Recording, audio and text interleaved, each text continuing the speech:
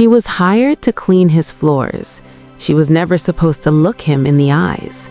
In a world where men disappeared without a trace and loyalty was paid for in blood, Park Ji-ho was the most dangerous man in Seoul and the most untouchable.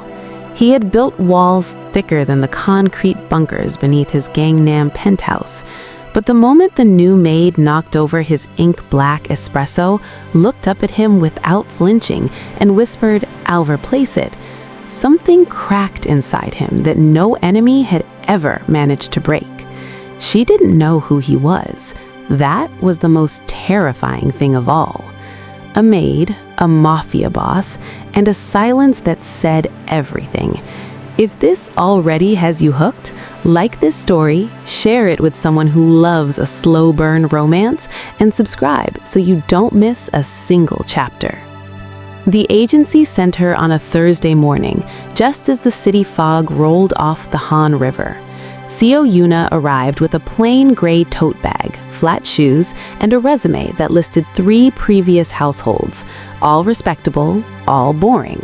She was 26, recently unemployed after the restaurant where she'd worked for 4 years closed without notice.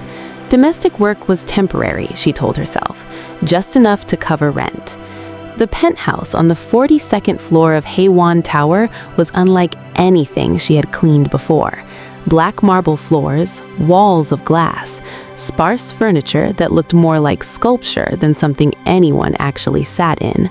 A housekeeper named Mrs. Beck handed her a laminated list of rules: no speaking unless spoken to, no entering the study, no asking about guests. "The owner travels frequently," Mrs. Beck said. "You will rarely see him." Yuna nodded and tied on her apron. She noticed the security cameras in every corner, the reinforced door at the end of the hall, and the faint smell of gunpowder that no amount of lemon polish could fully erase. She told herself it meant nothing. Yuna just walked into a world she doesn't fully understand yet, but you do. Like this chapter if you already know this job is going to change her life. Share it with a friend who lives for a story that starts quietly and explodes slowly. And he returned on a Sunday. Yuna heard him before she saw him. Low voices in the foyer, the controlled click of dress shoes, a silence that settled over the apartment like a held breath. She kept her head down and continued wiping the kitchen counter. Park Ji-ho was 38 years old, the head of the Heukgang Organization, Seoul's most sophisticated criminal network, dealing in construction contracts, political leverage, and the kind of favors that never appeared in court. To the public, he was a private equity investor. To the men who feared him, he was simply the director. He walked into the kitchen without warning. Yuna stepped back and her elbow caught his espresso. It shattered on the marble. She froze, certain she would be fired. He stared at the broken porcelain, then at her. She met his gaze, not boldly, just instinctively. "I'll replace it," she said quietly. He said nothing for a long moment. Then he walked away. Mrs. Beck, watching from the hallway, released a breath she had held for 30 seconds. She broke his cup and held his gaze. He didn't fire her. Something just shifted in that penthouse, and you felt it. Hit like if Park Ji-ho already has your attention. Share this with everyone who needs this story in their life, and subscribe. The weeks settled into routine. Yuna learned the rhythms of the penthouse, a way a person learns a difficult piece of music, by paying close attention to what was never said aloud. Ji-ho kept unusual hours. Some nights the apartment filled with men in dark suits who left before dawn. Other nights it was completely silent, and she would find him alone in the living room at 2 a.m., standing at the window, watching the city. She was careful. She followed every rule. She did not ask questions when she found a blood-stained handkerchief in the bathroom bin, or when the newspapers reported the sudden resignation of a senior city council member who had dined at the penthouse the week before. But she was also observant in the way that quiet people often are. She noticed that Ji-ho never ate the meals his personal chef prepared when he was under stress, that he kept a single photograph locked inside his desk drawer. She had glimpsed it once, a woman and a child, that he never slept before 3 a.m. She told herself it was professional knowledge. She told herself she wasn't watching him. She was wrong on both counts. She's watching him and pretending she isn't. That photograph in the drawer. Who are the woman and child? Like this chapter if you need answers. Share it because everyone deserves this kind of storytelling, and subscribe. It happened because of a book. Yuna had been dusting the shelves in the corridor when a worn copy of The Old Man and the Sea slipped and fell. She caught it, and when she set it back, she noticed a folded piece of paper inside, a handwritten note in English. Even the sea lets go eventually. She didn't hear Ji-ho enter behind her. It was my father's, he said. She turned, startled. I'm sorry, it fell. I wasn't reading it. I know. He took the book from her. You read Hemingway? The question surprised her. In university, before I dropped out. He looked at her differently then, not as staff, but as someone who had answered unexpectedly. Why did you drop out? My mother got sick, she said simply. He nodded once and walked away, but that evening she found a new espresso cup in the kitchen counter, the exact same model she had broken on her first day. No note, no words, just the cup. He replaced the cup. No note, no words, just the act. That is a man communicating in the only language he knows. Like this if that cup meant everything. Share this chapter with someone who understands that quiet gestures hit harder than grand ones, and subscribe. His second in command, a sharp-eyed man named Kwon Dae-jung, began watching Yuna in a way that made her skin crawl. He had been with Ji-ho for 15 years, and he trusted no one who had earned that trust with time or blood. A new maid who had somehow made the director speak voluntarily, twice now, was a variable he did not like. Where are you from? He asked her one afternoon, blocking the hallway. Incheon. Family? My mother, she's ill. He studied her face the way a man studies a document for forgery. Then he smiled, thin and unconvincing. Be careful, Miss Seo. This is not a household where curiosity is rewarded. That night, she almost quit. She typed out a resignation message to the agency and stared at it for 20 minutes. Then she thought about her mother's hospital bill. She deleted the message. She would be professional. She would be invisible. She would feel nothing. She almost left. She stayed because of a hospital bill. But we all know that's not the only reason anymore. Like this chapter if Dae-jung already feels like trouble. Share it so others can feel this tension too. And subscribe. Ji-ho had not built his empire by missing details. He noticed the way Yuna moved through the apartment, quietly but not nervously like most staff moved. She had the stillness of someone who had learned to take up as little space as possible, not from fear but from habit, as if she had spent years minimizing herself for someone else's comfort. He also noticed that she was the only person in the penthouse who did not look relieved when he left a room. He ran her background check himself, something he had never done for domestic staff. Nothing unusual.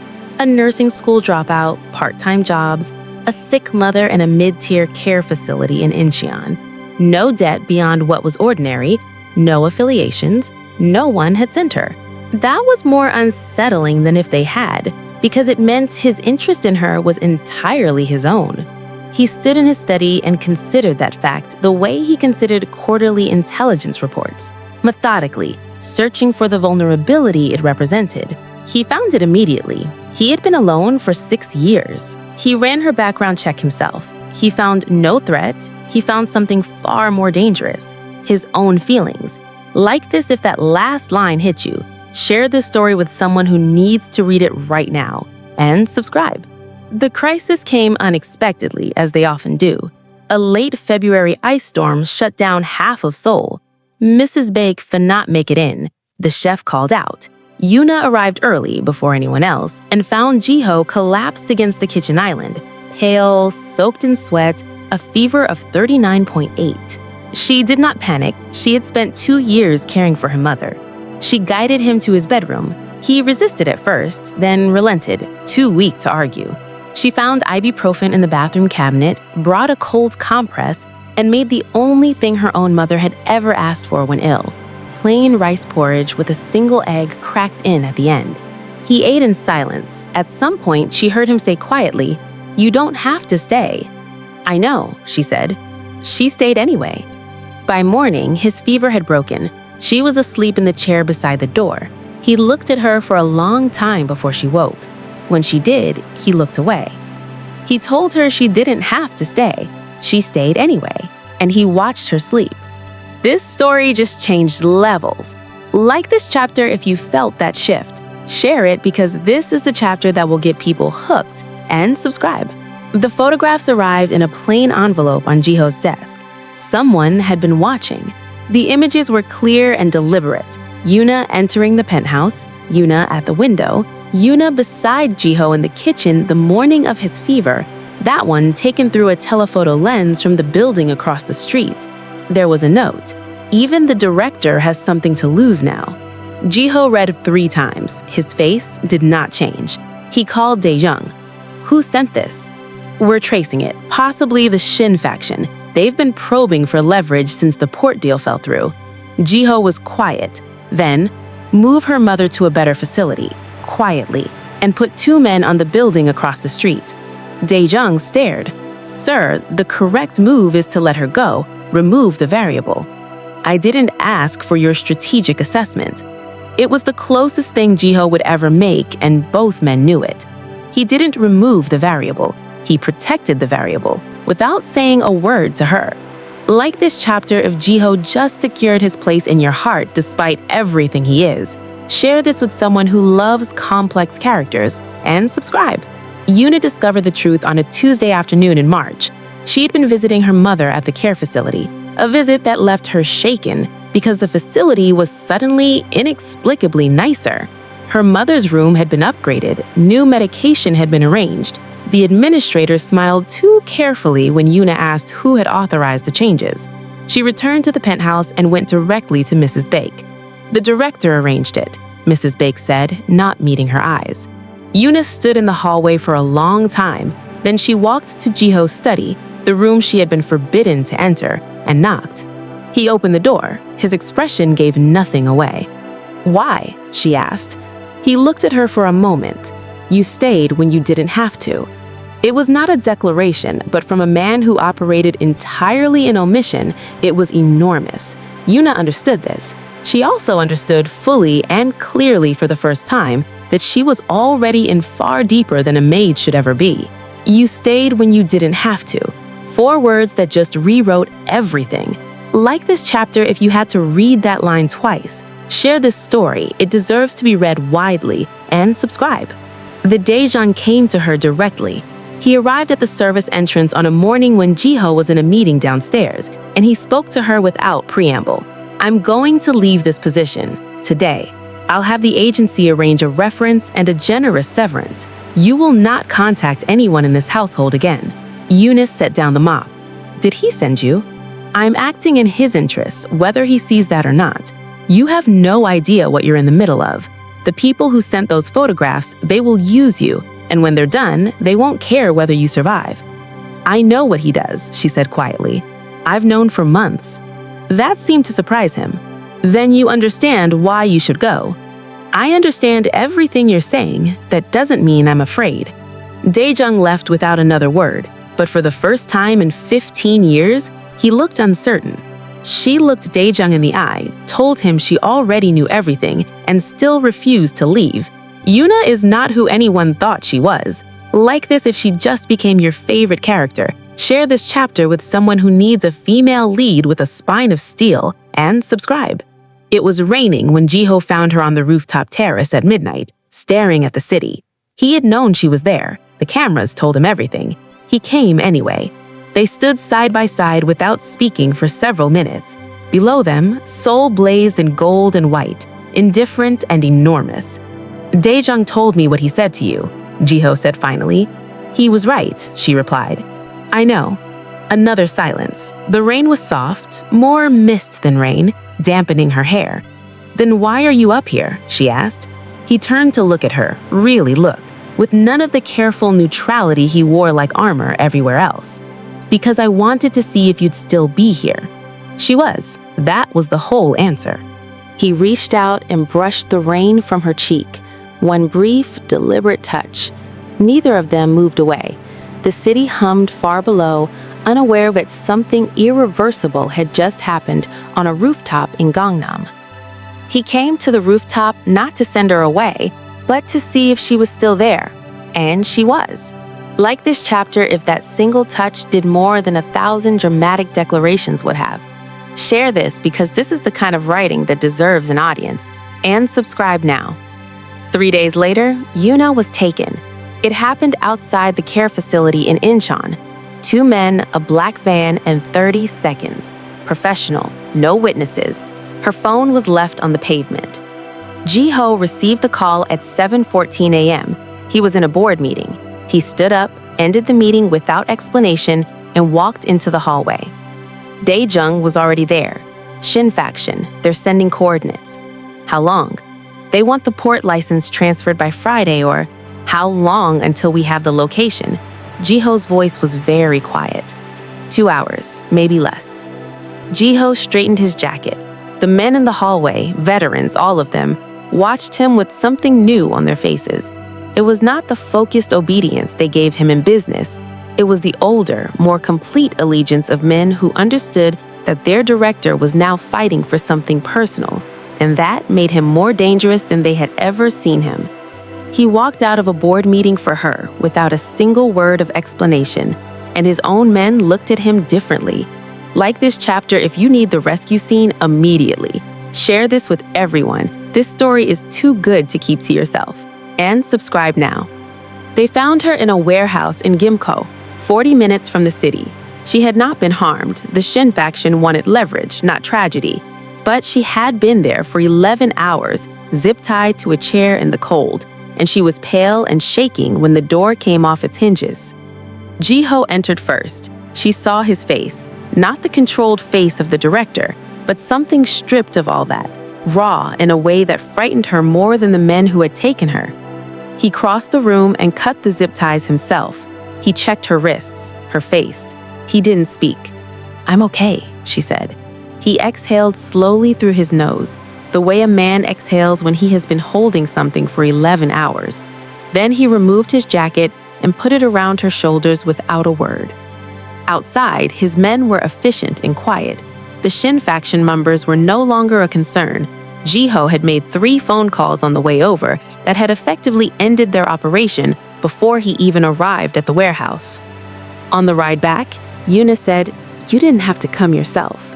"Yes," he said, "I did." Yes, I did.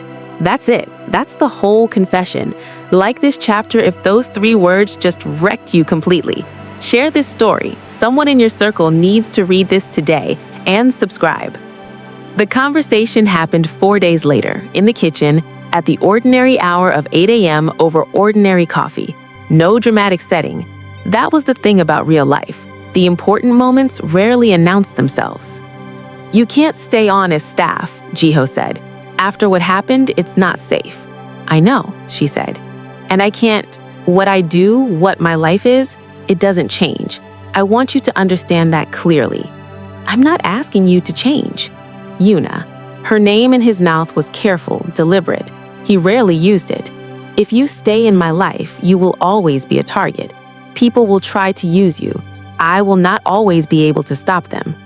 I know, she said again. I've known since the first week. I stayed anyway. He was quiet for a long time. Outside, Seoul is bright and cold, a city that kept moving regardless of what happened in its apartments, boardrooms, and warehouse floors. Why? He asked, the same question she had once asked him. She thought about it honestly. Because you were the loneliest person I had ever seen. She answered his why with the one thing his money, his power, and his armor could never protect him from, being truly seen. Like this chapter, if that answer broke something open in you, Share this because it's almost over and people need to read this ending, and subscribe. 6 months later, Yuna Se-yeon was no longer a maid.